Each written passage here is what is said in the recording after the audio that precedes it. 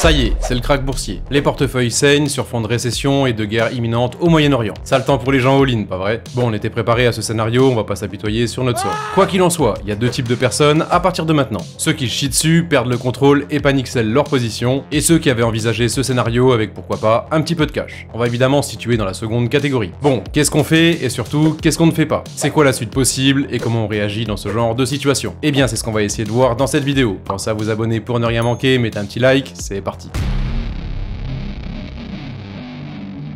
Bon, qu'est-ce qui s'est passé en quelques mots? On va la faire courte parce que notre job c'est surtout de tracer des lignes sur un graphique. Et puis on va laisser faire la crypto-concurrence, faire de la crypto-géopolitique. Vous savez, c'était un petit peu comme quand la boulangère vous expliquait le virus du Covid. Bon, concrètement, je vois trois grands axes. Le premier, c'est les chiffres du chômage qui sont pas satisfaisants. Ça fait peser un risque sur l'économie mondiale et ce risque nous donne le deuxième axe. Le deuxième axe, vous me voyez venir, c'est le risque de récession aux États-Unis. On a déjà détaillé la problématique autour de la descente des taux d'intérêt, puis on reviendra dessus très rapidement. Simplement, pour la faire courte, quand la Fed doit redescendre rapidement les taux d'intérêt, ça a provoqué une récession dans les trois dernières situations. On peut donc suspecter que ça arrive encore une fois la prochaine fois que la Fed va devoir redescendre les taux. Encore une fois, et c'est ce qu'on avait dit dans la dernière vidéo, on a le temps de voir, c'est pas quelque chose qui va nous tomber dessus du jour au lendemain. Et le troisième axe, peut-être même le plus important, c'est le risque d'embrasement au Moyen-Orient, troisième guerre mondiale, tout ça. Le monde tremble, les marchés chutent, un grand classique. On a aussi d'autres paramètres comme la chute violente du Nikkei, mais l'ensemble de tout ça nous donne un petit cocktail ultra explosif. C'est donc la peur et l'effet mouton de tous les opérateurs qui ont provoqué la chute des marchés traditionnels et par extension de Bitcoin. Un petit peu comme l'événement du Covid que votre boulangère vous expliquait si bien. Et on sait tous ce qui s'est passé par la suite au niveau des marchés. C'était d'ailleurs, si vous vous rappelez bien, juste après le troisième halving,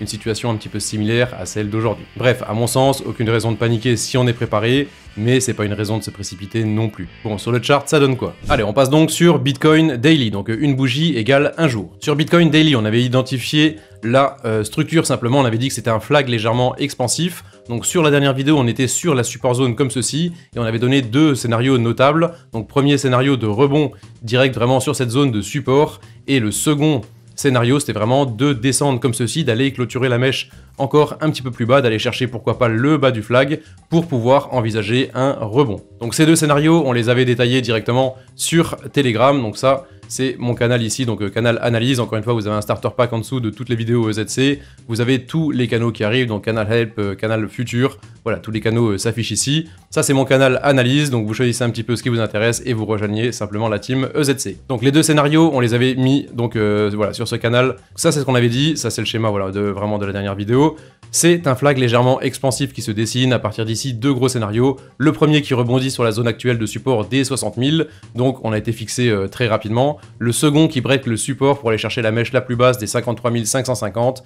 Dans le premier cas, qui n'est pas arrivé, donc on prendra des bénéfices sous les 70 000 au niveau de l'ATH, et dans le second, on déploiera une poche de cash sous les 55 000 $. Donc le post suivant, toujours sur le daily, voilà, il n'aura pas fallu attendre longtemps pour avoir le dénouement, sale période pour les gens all-in, c'est ce qu'on a dit dans l'introduction. Je vais attendre la clôture daily ce soir pour déployer la poche de cash prévue à cet effet. Et c'est évidemment donc ce que j'ai fait, donc là on est encore sous les 50 000, je pense que j'ai racheté au niveau des 52, 53 000, donc pas sur Bitcoin, sur certains shitcoins, sur les mêmes coins notamment, et jusqu'ici voilà, ça a quand même plutôt bien payé. Donc qu'est-ce qui s'est passé? Simplement, on a été chercher, comme on l'a dit, vraiment le bas du flag comme ceci, on a clôturé la mèche directement en dessous ici, avec des mots clairs, on a sorti vraiment tous les gens en long, même les gens qui avaient compté vraiment très très large. Voilà, non seulement on a clôturé la mèche ici, mais en plus de ça, on est passé en dessous du flag et on a encore passé encore un petit peu plus bas sous la dernière mèche, d'accord? Donc tous les gens qui avaient mis des SL, soit ici, soit ici, soit ici, tout le monde est sorti. Tous les gens qui étaient en longue se sont fait absolument éclater. Donc c'est bien, le marché est nettoyé à partir d'ici et on peut attendre, comme on l'a dit sur Telegram et dans la dernière vidéo, à partir d'ici, un rebond. Donc je suis pas aussi réactif que les autres youtubeurs, avec une femme enceinte et deux gosses en bas âge, je peux pas me permettre de faire des vidéos quand je veux. Donc là, ça a quand même déjà bien rebondi, donc c'est quand même plutôt pas mal par rapport à ce qu'on avait énoncé dans les scénarios. La mèche a été clôturée ici, tout le monde est absolument sorti, et en l'état, on a déjà eu un début de rebond. Qu'est-ce qui se passe à partir de là? A priori, on doit pouvoir quand même retester ce support intermédiaire, donc là, maintenant c'est une zone de résistance, on est de nouveau passé en dessous. A priori, on doit quand même pouvoir à court terme retester cette zone-là. Et on a toujours la mèche ici un petit peu en dessous. Donc on rappelle qu'une mèche, c'est une cible, d'accord? C'est une zone de liquidité.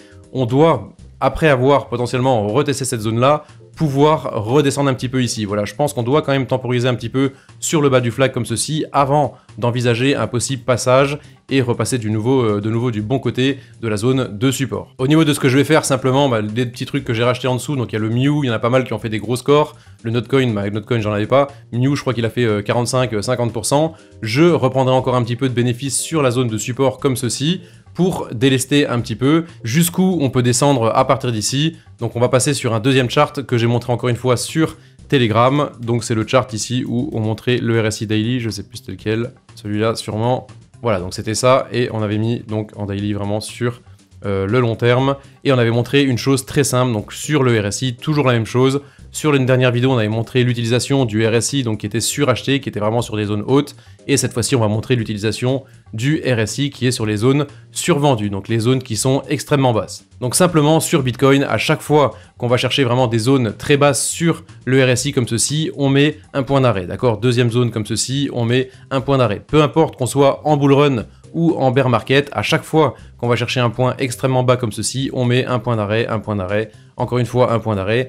Et sur la dernière vidéo, voilà, on était encore une fois un petit peu plus bas, mais le RSI a quand même clôturé en dessous des 30, voilà, exactement sur les 27 voire 26, et on peut encore une fois donc suspecter de mettre un petit point d'arrêt sur le point sur lequel on est actuellement. Donc ça encore une fois c'est ce qu'on avait montré donc sur Telegram, donc le même schéma que je viens de vous montrer. Les dernières fois on est descendu aussi bas sur le RSI Daily. Je ne dis pas qu'on ne peut pas aller plus bas, donc voilà, à vous de voir si on est en bull run ou si on est en bear market, ça c'est un petit peu à votre appréciation, mais dans tous les cas il y a de grandes chances de marquer au minimum un point d'arrêt.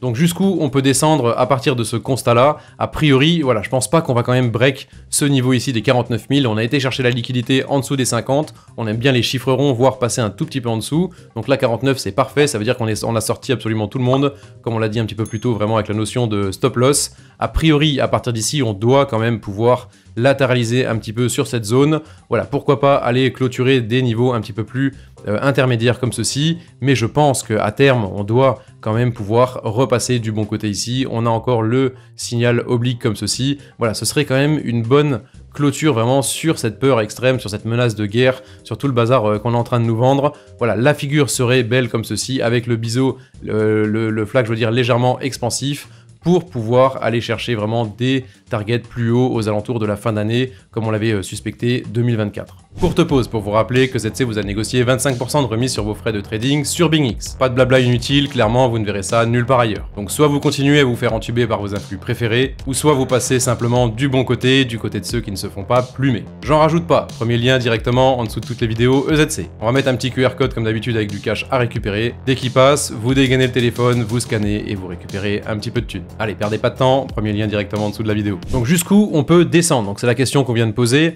On vient de passer donc de nouveau sur le schéma des clôtures annuelles, donc le schéma qu'on n'avait pas détaillé dans la dernière vidéo d'il y a 3 jours, on avait dit qu'on en parlerait dans la prochaine. Donc c'est justement l'occasion de vérifier un petit peu ce qui avait été dit. Donc le schéma évidemment ne bouge pas. Donc voilà, simplement c'est le schéma des clôtures. Donc ici c'est le schéma de la clôture entre voilà 2021 et 2022, comme ceci. Et à chaque fois on avait dit que le cours ne repasserait pas en dessous de la clôture annuelle la plus haute, d'accord? Donc la clôture ici, elle est sur les 47 000, et on était parti du principe qu'on ne clôturerait pas en dessous des 47 000. Donc le plan, il était très simple, il est montré ici sur les vagues, d'accord? Donc 1, 2, 3, 4, on avait attendu un possible retracement à partir d'ici, voilà, pour une vague 4, comme ceci, on avait dit jusque fin du mois d'août, voire début septembre, pour pouvoir aborder derrière vraiment la phase la plus verticale du bull run. Donc jusqu'ici, ça se passe quand même plutôt pas mal par rapport à ce qui avait été dessiné, on a été chercher vraiment le point haut comme ceci, on attaque un possible retracement, et voilà, comme on l'a dit, on vend de la peur, on va chercher un maximum de liquidité sur ce point-là, donc au-dessus des 47 000 et on va dire en dessous des 55 000 sur cette grosse zone de réaccumulation ici. On avait dit qu'on enverrait de nouveau des pralines. Dans un cas extrême, donc évidemment rien n'est jamais sûr, si on venait à passer en dessous des 47 000, j'avais dit que personnellement je serais à poil, donc j'aurais plus de cash et clairement je ferai un virement avec le plus grand plaisir comme ceci. Voilà, ça nous ferait aller retester la ligne de régression juste en dessous. Clairement, je pense pas que ça va arriver, mais encore une fois, je l'exclus pas dans mon plan. Donc jusqu'ici, et on vient de le vérifier, ça tient quand même plutôt bien la route. Quand on dézoome un petit peu, on se rend compte que tout est relativement correct, c'est même plutôt beau à regarder, c'est même plutôt agréable. Donc il y a des gens qui sont sur le court terme, on m'a mis un petit commentaire sur une vidéo, le H-Ribon n'avait pas prévu la chute qui vient de se passer, bah évidemment que le H-Ribon c'est pas un truc qui sait tout évidemment, et encore une fois quand on fait une analyse monthly, ne venez pas me dire 2 jours après, que ça va pas, d'accord? Monthly, c'est marqué dans le titre, c'est des mois, d'accord? Donc quand on parle en mois, mettez pas un petit commentaire derrière pour me parler à 2 jours, d'accord? Si vous êtes à 2 jours près, clairement, vous n'êtes pas sur le bon marché, on l'a déjà dit, et on le répétera encore et encore. On a une vision chez EZC plutôt en semaines et en mois. On essaye de s'adapter au gré du marché par rapport à ce qui se passe. Évidemment, des bombardements, ça se prévoit pas. Une hystérie généralisée, une peur généralisée de tous les opérateurs, ça se prévoit pas. Et quand on met tout le monde ensemble, ça fait que descendre, d'accord? Donc on l'a déjà répété. Et par rapport à tout ce que je raconte, ça reste des opportunités de réaccumuler, de pouvoir réacheter en prévision de ce qui arrive par la suite. Et la preuve, c'est qu'on est descendu à 49 000 et qu'on est de nouveau, moins de 24 heures plus tard, on est déjà à 57, 58 000, d'accord? Donc tous ceux qui sont chiés dessus, qui ont paniqué leur position, clairement, ils sont, encore une fois, en PLS, d'accord? Ceux qui étaient préparés, qui avaient des poches de cash, qui ont pu racheter des niveaux un petit peu plus bas, sont déjà très largement en bénéfice. Donc le but, et on le rappelle, c'est pas de regarder des schémas en H4 ou en daily. Il faut toujours bien dézoomer, prendre un petit peu de recul, essayer d'anticiper, ou du moins d'avoir différentes probabilités en fonction de ce qui arrive, et justement d'exécuter le plan froidement, sans se poser de questions. Vous avez vu le QR code passer, il est déjà vide, c'est normal. Les subscribers YouTube sont déjà passés avant vous. On a mis 2 forfaits en place. Un premier forfait à 2,99 par mois pour nous soutenir et pour avoir les vidéos en avance, et un second forfait à 5,99 par mois pour avoir en plus de ça un canal VIP sur Telegram. On vous prend un petit peu par la main et on répond un petit peu à toutes vos questions pendant tout le potentiel bull run qui arrive dans quelques semaines ou quelques mois. Allez, perdez pas de temps, page d'accueil YouTube, bouton rejoindre, ça nous ferait le plus grand plaisir. Donc le plan en question qui a déjà été détaillé et redétaillé, on vient de repasser dessus, donc c'est le plan monthly long terme, donc celui-là c'est toujours le même depuis plus de 3 ans maintenant. Et voilà, on avait fait un petit post, je perds pas de temps là-dessus, on reviendra dessus sur la prochaine vidéo. Donc c'est pas la première ni la dernière fois qu'on se prend moins 22% en quelques jours. À la bonne échelle, on se rend compte que c'est juste normal dans un marché qui a tout juste 10 ans. Donc il y avait encore une fois, avec voilà, 24 heures de recul, hein, c'est rien 24 heures sur un marché. Voilà, on se rend compte que c'est quand même plus de peur que de mal en l'état, même si on venait encore à descendre encore un petit peu.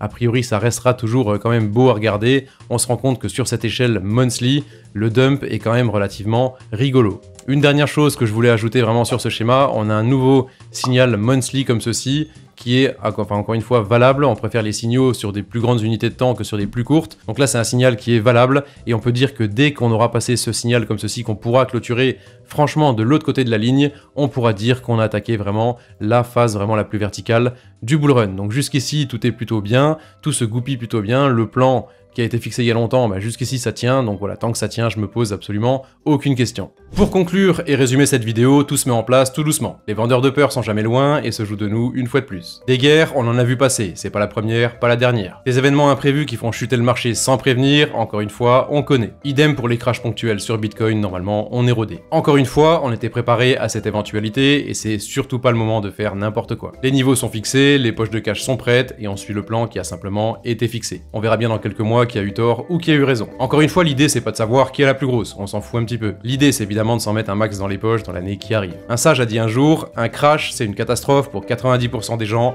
et une aubaine pour les 10% des gens restants. Alors on va tâcher de faire partie des 10%. Pensez à liker si c'est pas encore fait, prenez soin de vous, à plus les copains.